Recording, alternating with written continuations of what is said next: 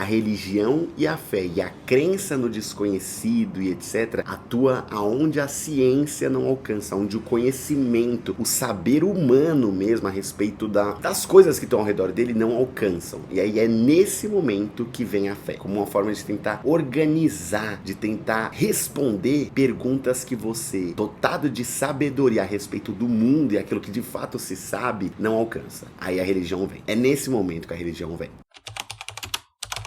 Então eu vou tentar te dar um exemplo simples disso, que é, por exemplo, os momentos em que o ser humano não sabia o que era trovão. Os momentos em que o ser humano não sabia o que era um relâmpago. Tipo assim, se fosse hoje, se a gente vê um relâmpago hoje, a gente olha e a gente fala, cara, é um fenômeno da natureza que ocorre a partir de reações do próprio ambiente, que provoca de alguma forma isso e aí, beleza. Isso porque a gente sabe, a gente tem esse conhecimento científico hoje a respeito de um fenômeno natural, né? A gente sabe de onde vem, a gente sabe o que provoca. Agora você imagina um momento da sociedade, uma época da sociedade em que não se tinha esse conhecimento. Você olhar para o céu e você vê uma coisa fazendo um barulho estrondoso e você não sabe que merda que é essa e o porquê que isso tá aparecendo naquele momento. Nesse instante, o que você acha que é da nossa natureza fazer? Tentar criar alguma coisa além do que a gente conhece para tentar de alguma forma justificar o sentido das coisas. Porque é isso que a gente faz o tempo todo na nossa vida a respeito das coisas que a gente não consegue compreender. A gente cria conceitos pura e simplesmente para tapar um buraco com o qual a gente meio que entende que tem que ter uma razão.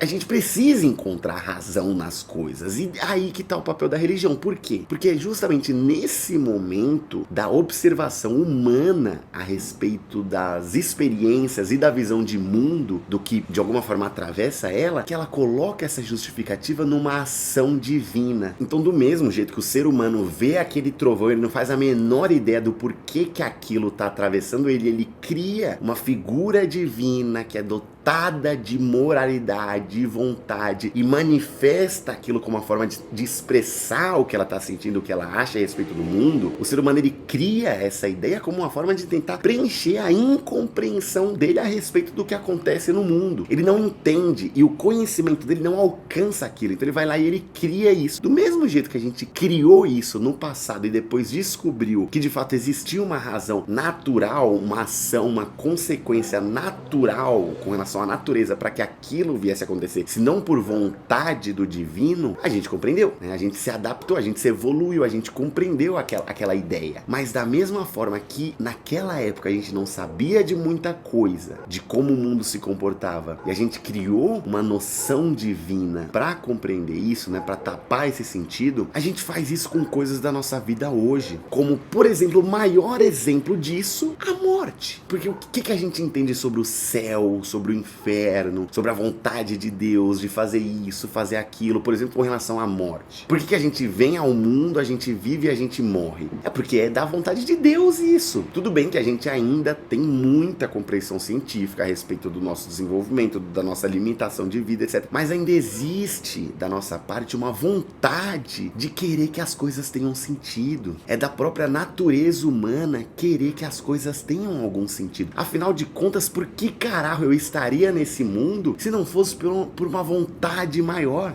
Não faz o menor sentido. Eu não tô querendo dizer o que é certo e o que é errado a respeito dessa ótica, mas sim de uma necessidade nossa, de nós como indivíduos, de olhar para isso e querer de alguma forma rejeitar o fato de que a gente só tá nesse mundo. A gente, né, se coloca como uma ótica de como se a gente fosse protagonista de toda essa realidade, de que nós fomos colocados aqui por Deus, né, de que o mundo tava meio que pronto e aí Deus coloca a gente, e não que a gente meio que nasceu disso aqui porque isso aqui já estava aqui antes da gente chegar, há milhões e milhões de anos, né, muito mais até do que a nossa própria existência como espécie, mas muito mais. E aí de alguma forma a gente quer ser protagonista, a gente se coloca num centro da Terra, como naquela foto lá que tá o bonequinho no centro do negócio, porque na nossa cabeça é isso que faz sentido, é isso que vai de alguma forma confortar a nossa existência, pelo fato, por isso simplesmente, a gente ter consciência, da gente ter a capacidade de se perguntar a respeito da nossa existência. E, de alguma forma, no sentido de evolução, a gente constituiu a consciência, que pensando de uma forma neurológica, nada mais é do que o excesso de atividade neural, como se a gente tivesse já uma atividade neural capaz de satisfazer todas as nossas necessidades de sobrevivência, e aí, com o que sobra a respeito disso, se constrói a consciência. Isso, por simplesmente, uma visão neurocientífica, uma visão biológica a respeito do que é o nosso pensamento. Só que pra gente, isso não é suficiente. Essa compreensão não é suficiente, porque afinal de contas a gente precisa ter um sentido. Tal qual aquele relâmpago tinha que ter alguma razão pra explodir. E a gente vai criando sentido. A gente vai dando sentido pras coisas, mas não porque as coisas têm de fato sentido, mas porque o sentido é uma noção, é uma construção linguística a partir da nossa experiência com o mundo, da nossa visão, do nosso desenvolvimento como um ser pensante, racional e consciente. E a gente vai criando todas essas coisas a respeito do que é a vida, do porquê eu tô aqui, do que eu tenho que fazer na minha vida, do que acontece depois que eu morrer. A gente vai criando. E basicamente,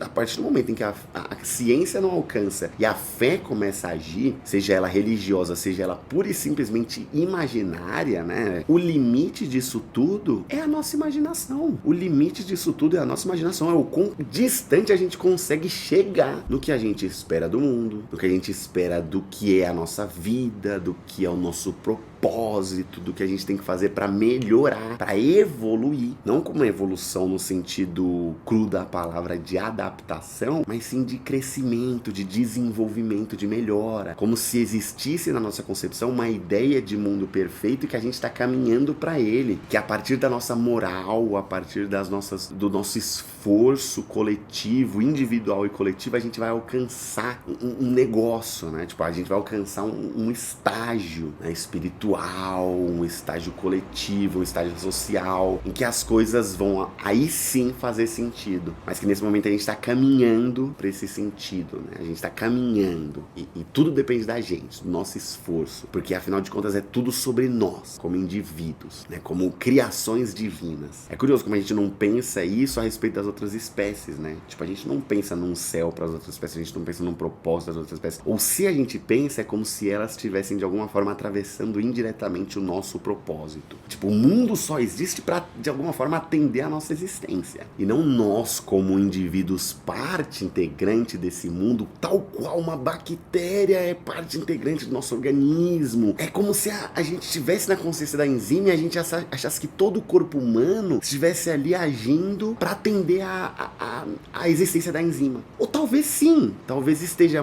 não mais ela do que os outros. Tipo, na existência do mundo, na atuação do mundo tal qual ele é, né? Não é que uma bactéria tem mais importância do que um átomo, que tem menos importância do que um animal, que tem menos importância do que ser humano. Não! Ou pelo menos não deveria. Porque nesse ecossistema, a harmonia do mundo, a existência dele, ela atravessa de todas as formas a existência de tudo. Tal qual, por exemplo, os glóbulos brancos atravessam a existência dos glóbulos vermelhos. Tipo, não é que um é mais protagonista que o outro ou menos importante. Tipo, o nosso corpo, ele não consegue funcionar pura e simplesmente com ação cerebral. E foda-se os outros órgãos. Ele não consegue. Não é que o cérebro é mais importante do que um. É que sem um, o outro não existiria. Então não haveria como se fazer, de certa forma, nenhum juízo de valor a respeito da importância de cada um deles. Porque sem um, o outro não existe. E a gente vai, né, vivendo e existindo dentro desse todo, desse emaranhado de coisas. Mas não porque a gente talvez tenha um propósito, mas por simplesmente porque a gente existiu como uma forma de adaptação constante do universo, desde lá as bactérias até depois os répteis e depois, né, e vai se desenvolvendo e a natureza e etc, até chegar no nosso estágio. Só que curiosamente, né, pelo menos até onde a gente sabe, afinal de contas a gente não fala a linguagem dos outros animais, só a nossa espécie meio que decidiu protagonizar de tal modo que ela, tamanho narcisismo, tamanho egocentrismo, se é que isso poderia ser diferente da nossa espécie, a gente meio que passou começou a crer que todo mundo, né, toda a existência do mundo, tanto do presente quanto do passado e quanto do futuro, é sobre nossa espécie. Mesmo que se eu pegue uma régua e estique a existência do mundo, a gente vai estar aqui. E assim a gente vai vivendo essa noção do que a gente acredita ou não a respeito do que é essa ideia de sentido da vida. Pura e simplesmente por uma questão de fé. E porque talvez não seria possível nossa espécie, como seres pensantes e ansiosos e problematizantes a todo tempo, a partir, claro, do desenvolvimento do conhecimento, da tecnologia, da ciência, do questionamento,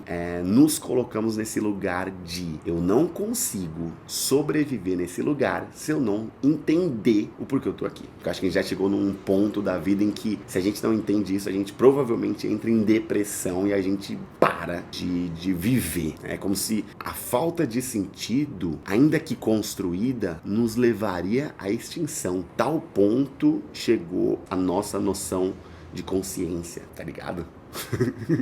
Cara, é muito louco pensar sobre essas merdas, porque nisso a gente vai vendo coisas se construindo a partir da noção de religião, por exemplo, que é totalmente atravessada com o objeto do imaginário, com o objeto do invisível, com o objeto do intocável. Mas claro, não só a religião cristã atravessando, por exemplo, a parte institucional da organização social, econômica, política, do nosso universo, como toda e qualquer crença que ultrapasse, de alguma forma, a matéria do que o humano é capaz de alcançar. A arte, por exemplo, pode ser que seja algo desse sentido. Mas enfim, é só uma brisa que eu tô tacando aqui pra vocês, mas que eu gosto de viajar sobre isso e a gente vê sobre o quão o ser, né, o ser humano, ele precisa desse negócio para sobreviver. É uma questão de sobrevivência. Criar a noção de sentido é uma questão de sobrevivência.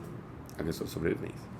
Enfim, é isso. Sigam aí meus negócios, eu não sei, o TikTok do Bolha, YouTube. Agora eu tô tentando criar. Eu prometo que eu vou começar a fazer mais vídeos como esse, mais longos, etc, pra chapar o coco. E pra poder ter uma liberdade criativa de poder filosofar sem a pressa que eu tenho no TikTok, por exemplo, que é lá um videozinho de 1 minuto, etc. Provavelmente isso aqui vai pro Spotify também, então sigam lá. E se você gostou, deixa um like aqui, se inscreve, faz a porra toda, compartilha, comenta, etc, a respeito do que é toda essa brisa, que é estar no corpo de uma pessoa cronicamente ansiosa, uma pessoa cronicamente problemática, que é a nossa espécie, e sobre o qual a gente precisa criar propósito para conseguir sobreviver, tal qual eu tô criando esse propósito aqui de fazer esses vídeos. Talvez seja uma necessidade de sobrevivência, não da minha espécie, mas do meu ser. Um beijo, tamo junto.